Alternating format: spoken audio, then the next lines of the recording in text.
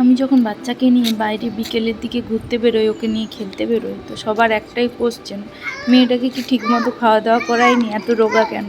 তাদেরকে একটা কথাই বলি, আমি তো ডাক্তারের কাছে প্রতি মাসে যাই চেক আপের জন্য, হাইট আর ওয়েটের সব কিছু ঠিকই আছে। ডাক্তার বলে খুব ভালো, বাচ্চা খুব অ্যাক্টিভ আছে, খুবই ভালো।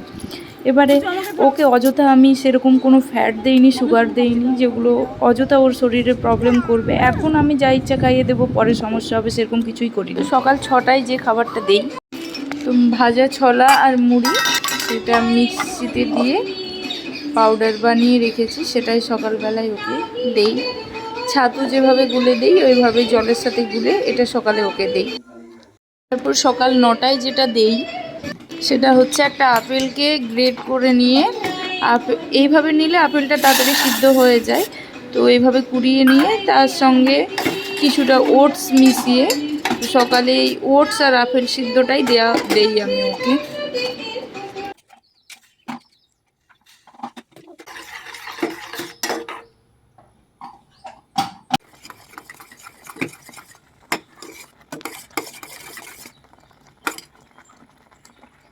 এবারে দুপুর 12টার সময় যে খাবারটা দিই, যেগুলো খাই সেগুলো হচ্ছে সব সবজি দিয়ে দিই, যেমন এটা আছে গাজর, আর এটা কুমড়া, আর এই যেগুলো খাড়া পাতা, আর এতে আছে এটা হচ্ছে থালকুনি পাতা, পটল অর্ধেক দিই, আর কুঁদরি, আর ডিপ, এখানে আছে পালং শাক দিয়েছি, আর সব থেকে সজনা পাতা খুব উপকার, সব কিছু দেওয়া হয়ে গেছে।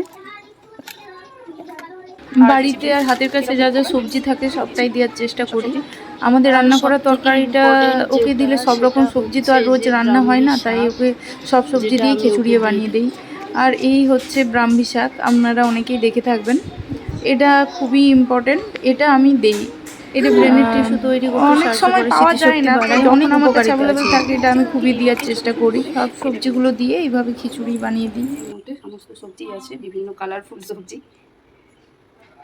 অ্যাকচুয়ালি কী হয়, আমাদের রোজ তরকারিটা যদি ওকে দিই, সব রকম সবজি তো আর তরকারির মধ্যে হয় না। বাড়িতে যা যা সবজি থাকে সব সবজিগুলোই দিয়ে ওকে খিচুড়ি বানিয়ে দেওয়ার চেষ্টা করি রোজ। এটা ওর দুপুরে খাবার। তা বাদে যে সবজির তরকারি থাকে সেই সবজির তরকারি সঙ্গে এই খিচুড়ি, এটাই ওকে খাওয়াই দুপুরের। রকমের মিক্সড ডাল, এর মধ্যে অনেক ডাল, এর মধ্যে 5-6 রকমের মিক্সড আছে ডাল। মিক্সড ডাল আর তার সঙ্গে চাল মিশিয়ে আমি রেখেছি।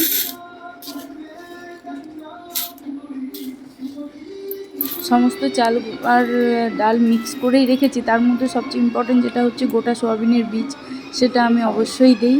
এই গোটা সোয়াবিনে প্রচুর প্রোটিন আছে, সব দিন মাছ মাংস দেওয়া হয় না তাই।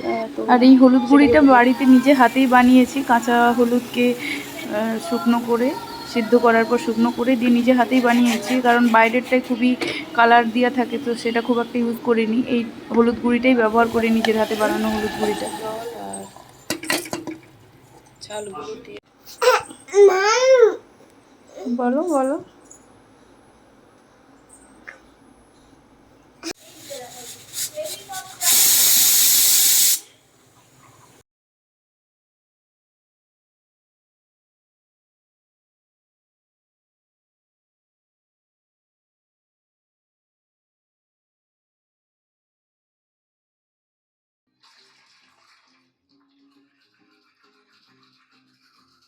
তো বিকেল 4টায় যে খাবারটা দিই সেটা হলো চিড়া আর খেজুরটা আগে থেকেই ভিজিয়ে রাখি।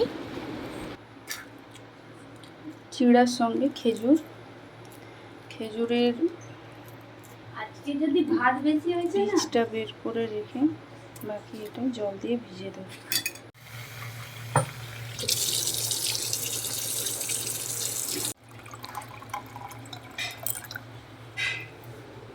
এটা কিছুক্ষণ ভিজানো থাকবে। খেজুরটা ভিজে গেছে, আর আমি নেব একটা কলা, সিঙ্গাপুরি কলা। এই কলাটাকে আমি গ্রেড করে নেব।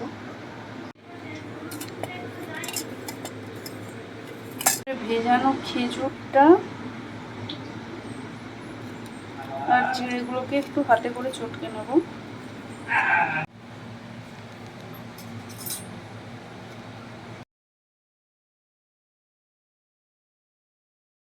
তো বিকেল 4টার সময় এটাই ওকে খাওয়াই, খেয়ে ও খেলতে যায়, খেলে এসে আবার 6টা 6:30টার দিকে আবার ওকে দিই খাবার।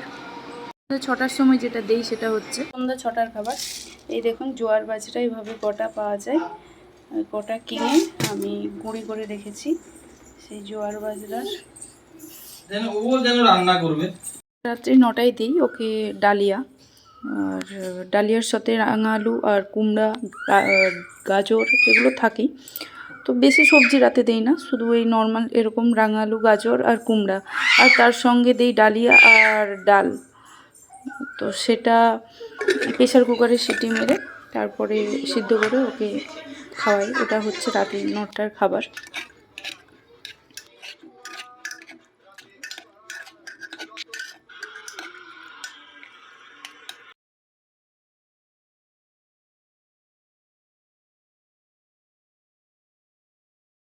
আর রাতে 10টার সময় হালকা কুসুম গরম দুধ ওকে দেই। এই গরম দুধের কি গুণাগুণ আপনারা জানেন, আর বলছি না।